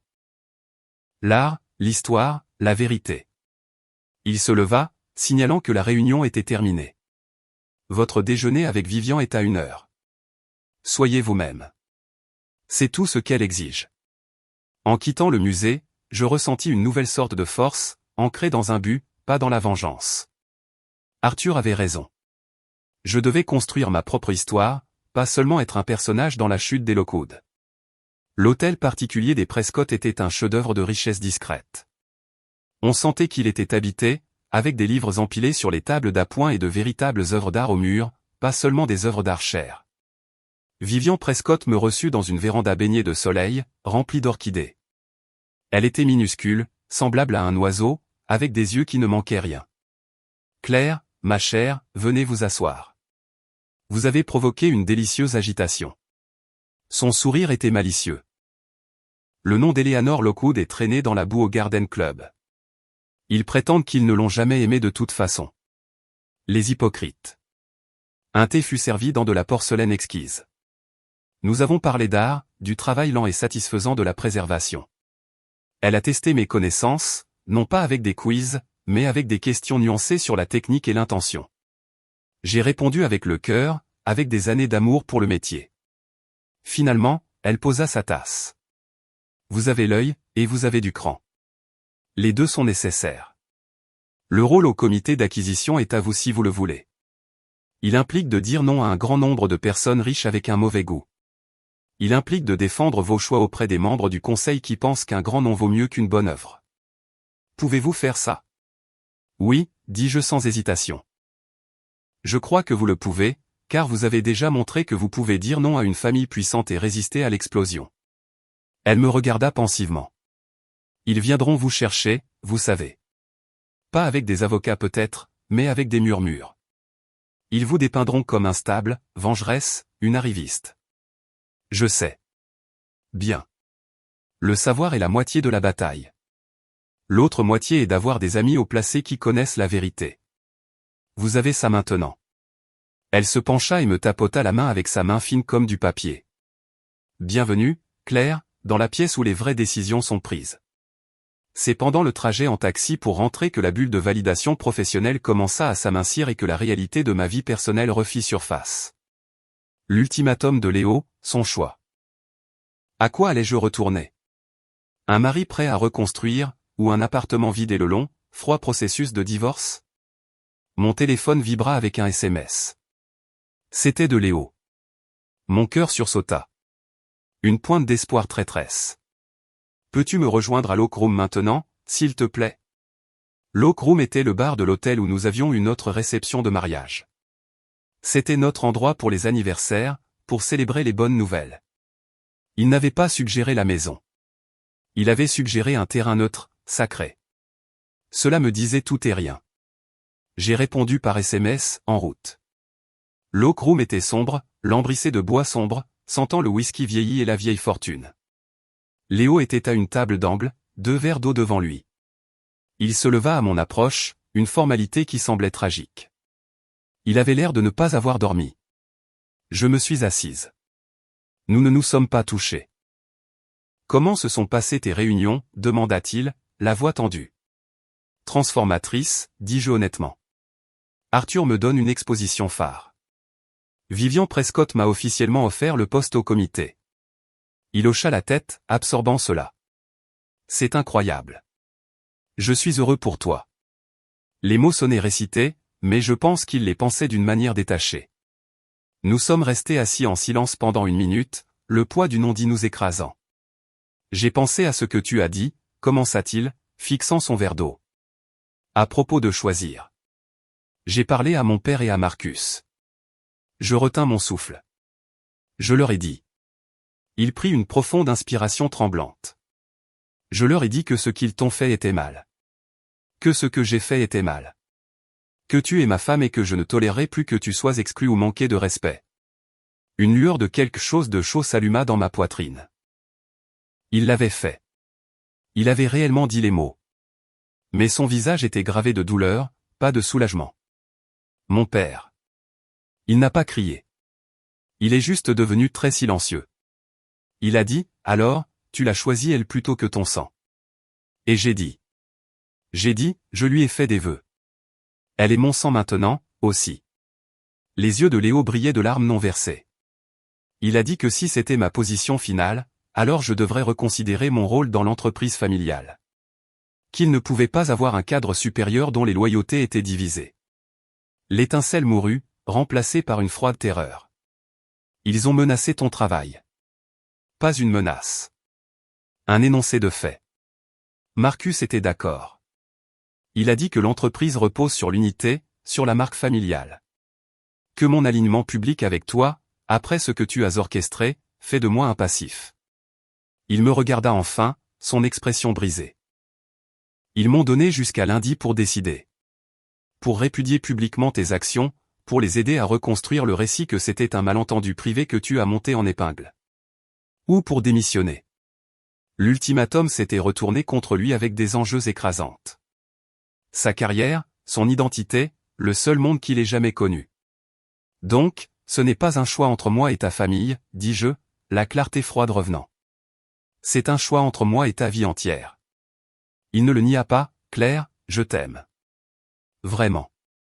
Mais tu me demandes de tout abandonner. Ma carrière, mes parents, mes frères. Tout ce pourquoi j'ai toujours travaillé. Pour devenir quoi? Le mari de la femme qui a brisé les Lockwood. La formulation était un coup de couteau. Je ne les ai pas brisés, Léo. Ils étaient déjà brisés. J'ai juste arrêté de faire semblant qu'ils ne l'étaient pas. Ça n'a pas d'importance, dit-il, sa voix s'élevant avant qu'il ne se reprenne et ne la baisse. Le résultat est le même. Si je te choisis, je n'ai rien. Pas de famille, pas de travail, pas de statut. Je serai un paria. Tu m'auras moi, dis-je. Mais les mots sonnaient faibles, même à mes propres oreilles. Qu'est-ce que j'offrais? Un mariage bâti sur les cendres de son ancienne vie. Un partenariat où il serait pour toujours l'homme qui a tout perdu pour sa femme. Il tendit la main sur la table, sans tout à fait toucher la mienne. Et si tu me choisissais, moi, murmura-t-il, un plaidoyer désespéré. Et si tu appelais Arthur, Vivian, Benji Chin et que tu leur disais que tu avais surréagi, que nous réglons ça en famille, que tu veux recoller les morceaux? Nous pourrions arranger ça, ensemble. Nous pourrions sauver mon travail. Nous pourrions revenir en arrière. Il m'offrait un retour à l'ancien monde. Le monde où j'étais silencieuse, où j'acceptais ma place, où je ne faisais pas de vagues. Le monde où j'étais aimé conditionnellement, à distance. Le monde que je venais de réduire en cendres parce que je ne pouvais plus y respirer. Je regardais mon mari, la peur, l'amour et le désespoir dans ses yeux. Il me demandait de ne plus être moi-même, de m'excuser pour ma propre valeur. Je retirai ma main. Je ne peux pas revenir en arrière, Léo, dis-je doucement. Je ne le ferai pas, l'espoir dans ses yeux mourut. Il se renversa dans sa chaise, le combat le quittant. Il avait l'air complètement vaincu. Alors je suppose, dit-il, sa voix un monotone creux, que tu as ta réponse. Il avait choisi. Pas moi, pas eux, mais le chemin de la moindre résistance qui était maintenant catastrophiquement bloqué dans les deux directions. Il était un homme sans patrie, et j'étais une femme qui avait enfin trouvé la sienne, même si cela signifiait la parcourir seule. Léo n'est pas rentré cette nuit-là. Je ne m'y attendais pas. Le silence dans notre appartement n'était plus chargé de non-dits. Il était juste vide. Le genre de vide qui suit une décision finale, quand tous les cris et les pleurs sont terminés et que seules les conséquences demeurent. Je me suis assise dans le salon, les lumières éteintes, regardant la lueur de la ville peindre des motifs au plafond. Les roses de Jonathan Thorne avaient commencé à se faner, leurs pétales rouges profonds se recroquevillant sur les bords, un rappel que même les plus beaux gestes s'estompent. Mon téléphone s'est allumé avec une notification. Un email de Léo, envoyé à son adresse professionnelle, avec moi, son père, Marcus et le directeur des ressources humaines de l'entreprise en copie. L'objet était brutal, démission. Mon souffle s'est coupé. Je l'ai ouvert. Cher Grégory, Marcus et l'équipe de Lockwood et sont, à compter de ce jour, je démissionne de mon poste de vice-président du développement commercial. Cette décision est personnelle et définitive. Je tiens à vous remercier pour les opportunités qui m'ont été offertes au fil des ans. Je veillerai à une transition en douceur de mes projets actuels au cours de la semaine prochaine, comme indiqué dans le document ci-joint. Cordialement, Léo Lockwood. C'était professionnel, froid et totalement dépourvu de l'agonie que je savais qu'il ressentait. Il n'y avait aucune mention de la famille, de la raison, de moi. C'était un bouclier d'entreprise érigé contre un cataclysme personnel. Il avait choisi, à la fin. Confronté à la demande de me dénoncer publiquement, il avait préféré abandonner son royaume. Il m'avait choisi, mais de la manière la plus dévastatrice possible, en sacrifiant tout son être. Cela ressemblait moins à une victoire qu'à une tragédie. Il n'était pas rentré à la maison parce qu'il ne pouvait pas m'affronter. Pas après ce choix. Le poids de ce qu'il avait perdu pèserait à jamais entre nous. Un fantôme à chaque futur dîner. Une ombre dans chaque sourire partagé. Un mariage pouvait-il survivre en étant la raison d'une telle perte? Je ne savais pas. 20 minutes plus tard, mon téléphone sonna. C'était Marcus. J'ai failli ne pas répondre, mais une sombre curiosité l'emporta. Tu es contente maintenant? Sa voix était dépouillée de son arrogance habituelle, brute d'une fureur qui frisait la panique. Non, Marcus, je ne suis pas contente. Il vient de torpiller sa carrière. Il a jeté tout ce que notre famille a construit pour lui. Pourquoi? Pour un principe? Pour toi. Il cracha le mot. As-tu la moindre idée de ce que ça fait? Le vice-président du développement démissionne du jour au lendemain sans préavis, juste au moment où nous repoussons des rumeurs de scandale familial. Les clients vont déserter. Le conseil d'administration aura des questions auxquelles je ne peux pas répondre. Tu ne nous as pas seulement blessés, Claire. Tu t'assures que nous nous vidions de notre sang. Léo a fait son propre choix, dis-je, bien que les mots semblaient faibles. Nous savions tous les deux que j'étais le catalyseur. Il a fait le choix que tu lui as donné. Un choix impossible. Vous l'avez acculé et vous vous êtes étonné qu'il saute par la fenêtre. Il prit une inspiration brusque. J'ai besoin que tu règles ça. Appelle-le. Dis-lui d'annuler sa démission. Dis-lui que c'était une erreur, que vous vous êtes réconcilié avec la famille. Nous pouvons arranger ça. Nous pouvons dire qu'il prend un congé sabbatique personnel. Nous pouvons sauver ça. Je ne ferai pas ça, dis-je doucement. Pourquoi? Que veux-tu de plus? Tu as gagné. Tu as détruit la vie sociale de ma mère, la tranquillité d'esprit de mon père, et maintenant l'avenir de mon frère. Que reste-t-il? L'entreprise? C'est ça? Sa voix se brisa. C'est une question d'argent? Tu veux un arrangement? Dis ton prix. L'offre était si typiquement low-code. Réduire tout à une transaction. Ça n'a jamais été une question d'argent, Marcus. C'était une question de respect. Et tu ne le comprends toujours pas. Tu penses que c'est un jeu avec des gagnants et des perdants? Je voulais juste une place à la table. C'est vous qui en avez fait une guerre en me disant que je n'avais même pas ma place dans la pièce. J'ai raccroché. Mes mains tremblaient. L'ampleur de la destruction était écrasante. J'avais voulu qu'ils me voient, qu'ils ressentent la piqûre de leur exclusion. Je n'avais pas voulu briser Léo. Mon téléphone vibra à nouveau, cette fois avec un SMS d'un numéro inconnu. Claire, c'est Benji. J'ai entendu pour Léo. C'est lourd. Écoute, j'ai un ami qui dirige une petite entreprise de développement urbain. Ils sont moins axés sur les lignées et plus sur les idées intelligentes. Léo a la réputation d'être solide, bien que peu flamboyant. S'il cherche, je peux faire une introduction. Sans pression, juste une option. Des larmes me piquèrent les yeux pour la première fois cette nuit-là. L'offre de Benji était un geste de pure gentillesse simple. Une bouée de sauvetage lancée non pas à moi, mais aux dommages collatéraux de mes actions. J'ai répondu par un simple « merci ». Je lui ferai savoir. Je devais trouver Léo. Il n'était pas à l'Ochrome. Il ne répondait pas à son téléphone. J'ai appelé le seul endroit où je pensais qu'il pourrait aller qui n'était ni la maison de ses parents, le bar du centre-ville de son ami d'université. Un endroit miteux et sans prétention qu'il aimait et où sa famille ne mettait jamais les pieds. Le barman a reconnu ma voix quand j'ai appelé. Ouais, il est là, dans la banquette du fond. Il n'a pas dit un mot depuis 2 heures. Tu veux que je te le passe? Non, dis-je, juste. Assure-toi qu'il rentre en sécurité. D'accord, on s'en occupe. J'ai raccroché et me suis effondré sur le canapé, m'enlaçant.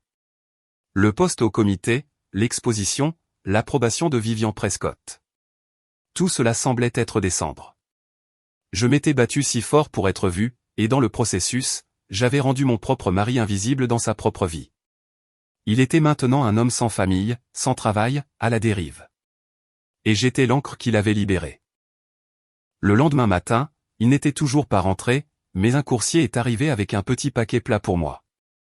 À l'intérieur se trouvait une seule feuille de papier à lettres crème épais. L'écriture de Léo. Claire, je reste au Carlton pour quelques jours. J'ai besoin de réfléchir. J'ai besoin d'espace. Je t'ai choisi, mais je pense que nous savons tous les deux que je n'ai pas choisi et nous. J'ai choisi l'idée de toi, le principe que tu représentais. J'ai choisi de ne pas te trahir, ce qui est le strict minimum qu'un mari devrait faire. Et ça m'a tout coûté. Ça ne ressemble pas à une base sur laquelle construire. Ça ressemble à une ruine. Je t'aime. Je pense que je t'aimerai toujours. Mais l'homme qui t'aime n'existe plus. Il a démissionné hier soir. Il est brouillé avec sa famille. Il ne sait pas qui il est s'il n'est pas un fils Lockwood, un cadre Lockwood. Tu es tombée amoureuse de cet homme, et je t'ai aidé à le détruire. Je ne te blâme pas. J'ai fait mes choix, aussi. Toute une vie de choix. C'est juste le dernier. Ne m'attends pas, Léo. Le papier glissa de mes doigts sur le sol. Sa finalité était un coup physique. Ne m'attends pas. Ce n'était pas une séparation pour guérir. C'était une fin. Il avait raison. L'homme que j'avais épousé était inextricablement lié à la famille, à l'entreprise, au monde qu'il avait défini. En forçant ce monde à le rejeter, je l'avais, dans un sens très réel, détruit. La coquille pouvait rester, mais la personne était partie. J'avais gagné mon respect. J'avais prouvé mon pouvoir. Et ce faisant, j'avais perdu mon mari. Le coût était exorbitant. En valait-il la peine? À ce moment-là, seul dans l'appartement que nous avions partagé, avec les preuves de mon triomphe professionnel tout autour de moi et la note de ma défaite personnelle à mes pieds, je ne pouvais pas répondre. La sonnette retentit à nouveau, me faisant sursauter. Léo était-il revenu? Avait-il changé d'avis? Un espoir insensé surgit. J'ai couru à la porte et je l'ai ouverte brusquement. Ce n'était pas Léo. C'était Eleanor Lockwood. Elle se tenait seule. Pas de Gregory, pas de fureur. Elle paraissait plus petite, plus âgée, dépouillée de son armure. Ses yeux étaient cerclés de rouge, mais secs. Elle tenait une petite boîte cadeau emballée. Puis-je entrer, demanda-t-elle, sa voix à peine un murmure. Je la fixai, trop abasourdie pour bouger. Ce n'était pas la matriarche enragée des jours précédents. C'était une femme qui semblait avoir traversé le feu et en être sortie de l'autre côté, vidée et fragile. Après un moment, je reculai silencieusement, tenant la porte ouverte. Elle entra, ses yeux parcourant notre appartement, l'art que j'avais choisi, les livres, la lumière, comme si elle le voyait pour la première fois. Elle ne s'assit pas. Elle se tint simplement au milieu du salon, serrant la petite boîte. Léo a démissionné, dit-elle sans me regarder. Ce n'était pas une accusation. C'était un constat, lourd de chagrin.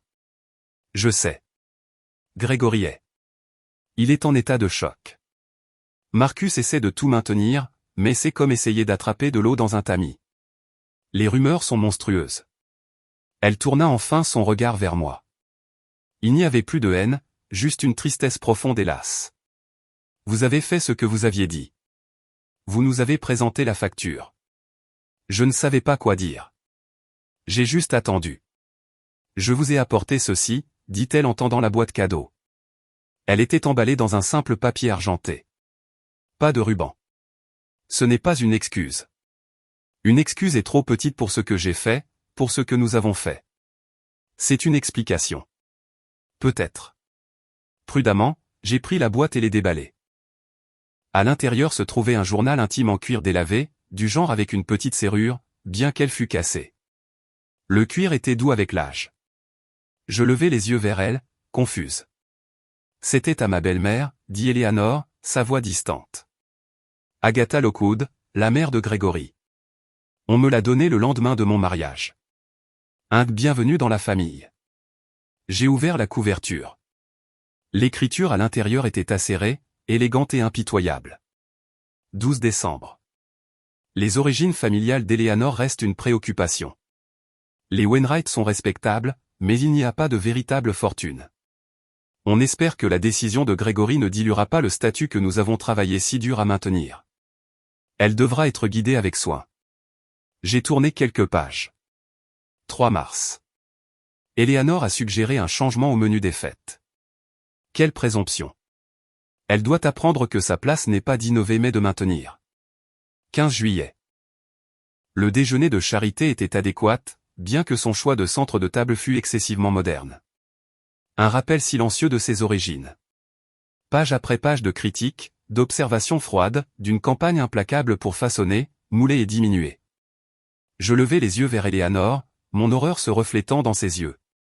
Pendant 20 ans, dit-elle doucement, ce fut ma Bible, ma mesure. Chaque affront, chaque correction chuchotée. Chaque fois qu'on m'a fait sentir comme une étrangère dans ma propre maison, c'était parce que je n'étais jamais tout à fait assez. Pas le bon sang, pas le bon style, pas le bon poids. Elle toucha sa propre pommette. Agatha m'a appris que dans cette famille, l'amour est conditionnel. L'acceptation se gagne par la conformité, et le pouvoir se maintient en traçant des lignes très claires entre nous et eux. J'ai passé 2 décennies à gagner ma place, à déchiffrer le code. Et quand j'y suis finalement parvenu, quand elle est morte et que je suis devenu la matriarche. Elle s'interrompit, une larme s'échappant enfin. Je ne suis pas devenu une meilleure personne. Je suis devenu elle. J'ai manié la même arme qui avait été utilisée pour me torturer. J'ai tracé les lignes. J'ai fixé les conditions. Vous étiez mon test. Si je pouvais vous faire sentir aussi petite que je m'étais sentie, alors j'avais vraiment gagné. J'étais vraiment devenu une low-code. La révélation me frappa avec la force d'un coup physique. Il ne s'agissait pas seulement de moi. C'était un cycle, un poison transmis de génération en génération. Eleanor n'était pas née monstre. Elle avait été forgée en un dans le creuset de ce journal froid et jugeur. La fête famille seulement, continua-t-elle, essuyant la larme d'une main impatiente. Il ne s'agissait pas seulement de vous exclure. C'était un rituel, une reconstitution. Je jouais Agatha, vous me jouiez, et Léo jouait Gregory, pris au milieu, essayant de plaire à tout le monde et ne plaisant à personne. Elle s'effondra enfin sur le canapé, comme si ses jambes ne pouvaient plus la porter. J'étais si fier de moi cette nuit-là. Je me sentais puissante, en contrôle. J'avais enfin maîtrisé le jeu familial. Et maintenant ? Demandai-je, la voix rauque. Maintenant, le plateau de jeu est brisé, et je regarde les pièces et je vois mon fils brisé. Je vois mon mari vaincu. Je me vois seul. Et je réalise que je n'ai jamais aimé le jeu. Je suis juste devenu si doué pour y jouer que j'ai oublié qu'il y avait une autre façon de vivre. Elle regarda le journal dans mes mains avec dégoût. J'ai gardé ça toutes ces années comme un trophée. La preuve que j'avais survécu. Mais ce n'est pas un trophée. C'est un cancer. Et je vous l'ai donné. J'ai essayé de vous le faire attraper aussi. Je posai le journal sur la table basse, comme s'il était radioactif. Le poids de sa confession emplit la pièce. Ma juste colère, si vive et claire, commença à s'estomper sur les bords, mêlée d'une pitié terrible et compliquée. Pourquoi me dites-vous cela ? Demandai-je. Parce que vous méritez de savoir que ce n'était pas à propos de vous, dit-elle, me regardant dans les yeux avec une sincérité désespérée. Ça n'a jamais été à propos de vous, Claire. Votre travail, vos parents, votre confiance tranquille. Cela me menaçait parce que c'était réel. Vous vous êtes construite vous-même. Vous n'avez pas épousé un nom et passé votre vie à essayer de le mériter. Vous aviez une intégrité que je ne pourrais jamais toucher. Et ça me faisait sentir que tout mon statut si durement gagné n'était que de la camelote. Alors, j'ai essayé de vous ternir, de vous tirer dans la boue avec moi, pour ne pas me sentir si honteuse d'y être. Elle prit une profonde inspiration saccadée. La démission de Léo. C'était le choc dont j'avais besoin. Ça a rompu le charme. Mon fils a choisi l'intégrité plutôt que l'héritage. Il a choisi la femme qui s'est construite elle-même plutôt que la famille qui l'a construit. Et ce faisant, il m'a montré à quoi ressemble la vraie force. Elle ne vient pas du fait d'exclure les gens. Elle vient du fait d'avoir quelque chose de si vrai en soi qu'on peut tout abandonner.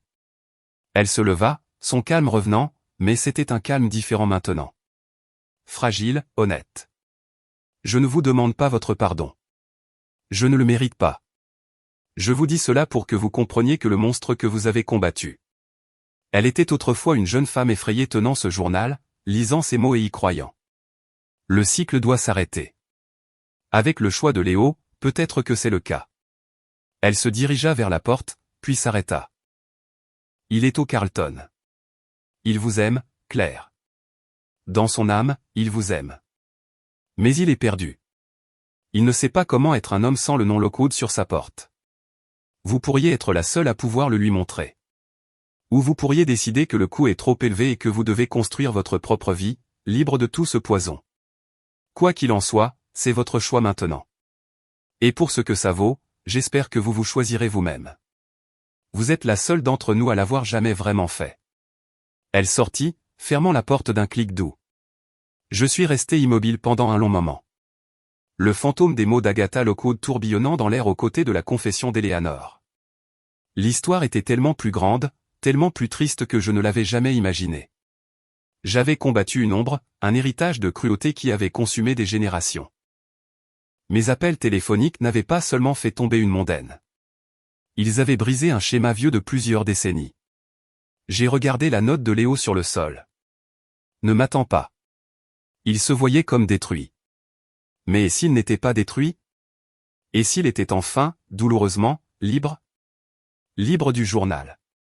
Libre des attentes. Libre de construire quelque chose qui n'était pas basé sur l'exclusion et la peur. Eleanor avait raison sur une chose. C'était mon choix maintenant. Je pouvais m'éloigner des décombres, embrasser la nouvelle vie qui m'était offerte, le comité, l'exposition, un monde qui valorisait ma compétence plutôt que mon nom de famille. Je pouvais être Claire Lee, respectée, indépendante, entière. Ou je pouvais aller au Carlton. Je pouvais trouver l'homme qui, de la manière la plus catastrophique possible, m'avait finalement choisi. Pas l'idée de moi, mais la vraie moi, celle qui avait le pouvoir de bouleverser son monde. Je pouvais essayer de l'aider à reconstruire à partir des cendres. Non pas en tant que Lockwood, mais en tant que Léo, qui que ce soit. Les deux choix étaient terrifiants. Les deux chemins étaient solitaires à leur manière. J'ai ramassé le journal empoisonné et la note déchirante. Je tenais l'histoire de la famille et l'avenir de mon mariage entre mes mains. Le poids était insupportable. Mais pour la première fois, je voyais tout l'échiquier, et je savais que le prochain coup m'appartenait, à moi seul. Je ne suis pas allé au Carlton cette nuit-là. J'avais besoin de digérer la bombe qu'Eleanor avait lâchée dans mon salon. L'histoire du journal, le cycle de la cruauté, changeait tout et rien. Cela expliquait le poison, mais n'effaçait pas les dégâts. Mon cœur souffrait pour la jeune Eleanor, mais il saignait toujours pour les années d'affront et pour l'homme brisé terré dans une chambre d'hôtel. Pendant 2 jours, j'ai traversé ma vie dans un état second. J'ai signé l'acceptation formelle pour le comité de la Guilde des mécènes. J'ai rencontré Arthur pour planifier l'exposition, le projecteur qui semblerait maintenant éclairer une scène jonchée de débris. Vivian Prescott a appelé pour prendre des nouvelles, sa voix vive s'adoucissant en entendant mon ton.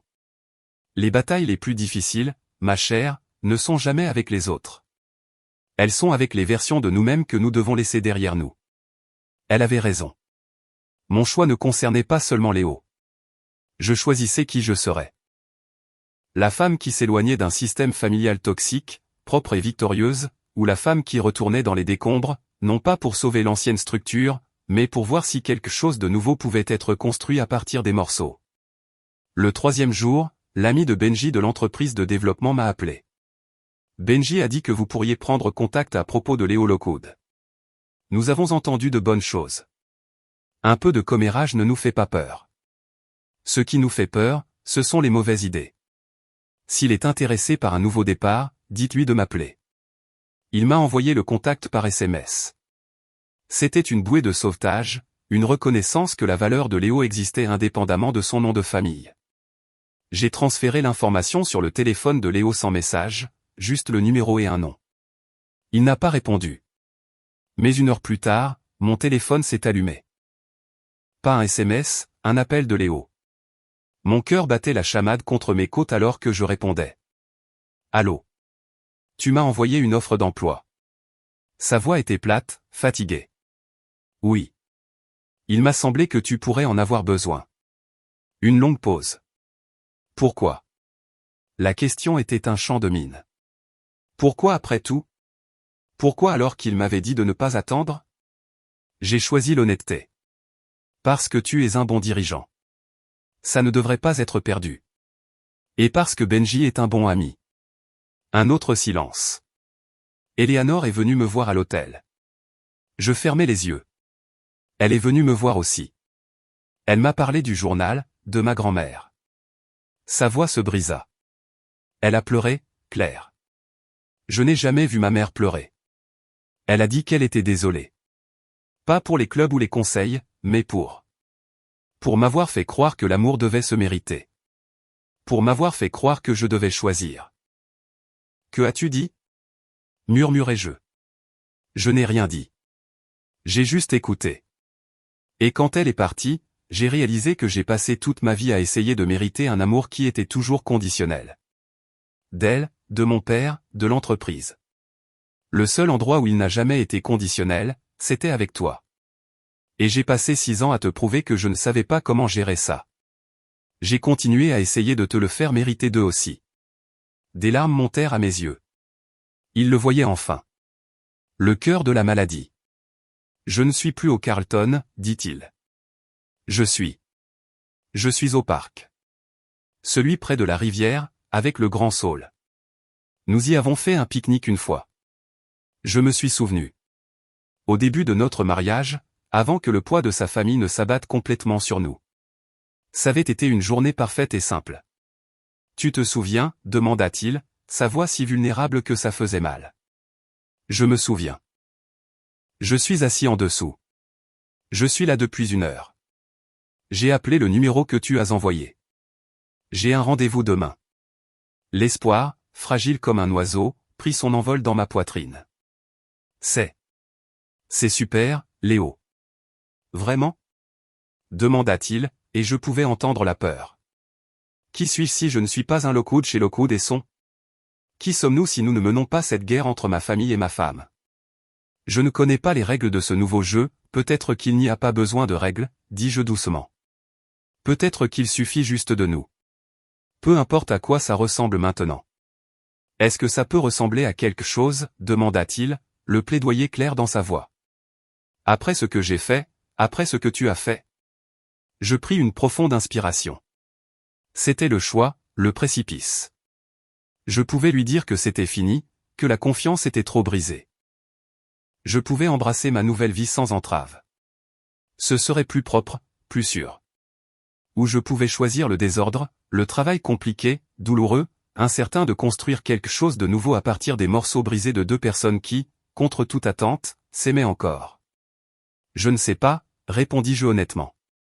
Mais je suis prête à m'asseoir sous le saule et à en parler. Si tu le es aussi. Le silence à l'autre bout du fil s'éternisa si longtemps que j'ai cru que l'appel avait été coupé. D'accord, dit-il enfin, le mot libérant un souffle retenu. D'accord. J'ai conduit jusqu'au parc. Le saule était tel que je m'en souvenais, ses longues branches gracieuses créant une chambre verte et privée. Léo était assis par terre, adossé au tronc. Il leva les yeux à mon approche. Il ne se leva pas. Il me regarda simplement, ses yeux lasses, pleins d'espoir, brisés. Je me suis assise à côté de lui, sans le toucher, laissant un espace prudent entre nous. Nous avons écouté la rivière, les rires lointains des enfants. Je ne retournerai pas en arrière, dit-il sans me regarder. À l'entreprise, à essayer d'être le fils qu'ils veulent. Même s'ils suppliaient. Cette vie est terminée. Je sais. Et je ne peux pas promettre que je ne ferai pas d'erreur. Cette vieille programmation est profonde. Je pourrais encore tressaillir quand mon père appellera. Je pourrais encore vouloir leur approbation. Je le sais aussi. Il se tourna vers moi alors. Que peux-tu promettre? J'y ai réfléchi. Je peux promettre que je ne me ferai plus jamais petite pour m'intégrer dans leur monde. Je peux promettre que mon monde, mon travail, mes amis, mon intégrité ne sont pas négociables. Et je peux promettre que si tu choisis d'en faire partie, tu seras le bienvenu. Pas en tant que Lockwood. En tant que Léo. Il hocha lentement la tête, absorbant mes conditions. C'étaient mes lignes dans le sable. Finalement, il posa la vraie question. Est-ce que tu me veux toujours dedans? Je l'ai regardé, l'homme qui avait tout perdu pour faire ce qui était juste, bien que tardivement. L'homme qui était assis dans la poussière, repartant de zéro. La colère avait disparu. Le besoin de vengeance était épuisé. Tout ce qui restait, c'était l'amour, balafré et meurtri, mais obstinément vivant. Oui, dis-je, et c'était la vérité. Mais ça doit être différent. Nous devons être différents. Nous construisons notre propre famille, nos propres traditions. Et tes parents, tes frères. Ils y ont accès à nos conditions, avec respect. Ou ils n'y ont pas accès du tout. Il tendit la main alors, lentement, et prit la mienne. Ses doigts étaient froids. Je te choisis, dit-il, les mots plus fermes qu'ils ne l'avaient été à l'ochrome. Je nous choisis. Et je passerai chaque jour à le prouver. Si tu me laisses faire. J'ai entrelacé mes doigts avec les siens. La connexion était un courant, douloureux et électrique. Ce n'était pas une fin heureuse. C'était un début brut, tremblant. Nous commençons demain, dis-je. Et nous l'avons fait. Les mois qui suivirent furent les plus difficiles de ma vie. Léo commença son nouveau travail. Un titre plus humble, un bureau plus petit, mais avec des gens qui appréciaient son travail, pas son nom. Ce fut un ajustement brutal, un exercice quotidien d'humilité et de redécouverte. Il y eut des jours sombres de doute, des moments où il pleurait la perte de son ancienne identité comme une mort. Mon exposition a ouvert. Le projecteur était chaleureux. Le récit, comme Arthur l'avait espéré, tourna autour de ma compétence. Le scandale Lockwood devint une note de bas de page dans ma biographie, une histoire d'intégrité personnelle. J'ai prospéré au sein du comité, disant non avec confiance, défendant des artistes inconnus mais talentueux. J'ai construit mon monde, comme je l'avais promis. Léo et moi sommes allés en thérapie. Nous avons appris à parler sans le fantôme de sa famille dans la pièce. Nous avons établi des limites. Quand Grégory a appelé pour exiger l'aide de Léo sur une affaire familiale, Léo a dit « Je vais en discuter avec Claire et nous te ferons savoir ». La première fois qu'il l'a dit, il tremblait. La 10e fois, il était calme. Éléanore et Grégory, dépouillés de leur armure sociale, commencèrent un dégel lent et maladroit. Ils nous ont invités à dîner. Juste nous 4. J'ai dit que nous viendrions, mais que nous partirions au moindre soupçon de condescendance. Il n'y en a pas eu. Le dîner était guindé, douloureusement poli, mais c'était un début. Éléanore regarda Léo, le regarda vraiment, et je vis une nouvelle émotion dans ses yeux. Pas la fierté de sa position, mais le respect pour son caractère. Ce n'est pas un conte de fées. Les cicatrices sont là. Certains jours sont plus faciles que d'autres. Mais nous construisons quelque chose de vrai, brique par brique, sur une fondation de respect mutuel qui a dû être excavée des décombres de l'ancien monde. Léo m'a demandé une fois si je regrettais les appels téléphoniques, l'option nucléaire qui a tout déclenché. J'y ai pensé. J'ai pensé à la douleur, à la perte, à la quasi-destruction de mon mariage. Non, dis-je. Je ne regrette pas. C'était le tremblement de terre qui devait arriver. L'ancienne ville était construite sur une faille. Nous n'aurions rien pu construire de durable sur ce terrain. Nous devions le laisser tomber. Alors, si vous regardez ceci, où que vous soyez, et que vous êtes dans une famille qui vous fait sentir comme si vous étiez à l'extérieur, regardant à l'intérieur, souvenez-vous de ceci, vous avez plus de pouvoir que vous ne le pensez.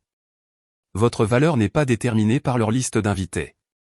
Parfois, la chose la plus courageuse que vous puissiez faire n'est pas de crier pour avoir une place à leur table. C'est de construire la vôtre. Et parfois, si vous êtes très chanceux, les gens qui vous aiment vraiment trouveront le courage de quitter la leur et de venir s'asseoir à la vôtre. Si cela a résonné en vous, si vous vous êtes déjà senti comme si vous ne comptiez pas, cliquez sur le bouton j'aime, partagez-le avec quelqu'un qui a besoin de l'entendre, et abonnez-vous pour plus d'histoires sur la découverte de votre pouvoir dans le silence.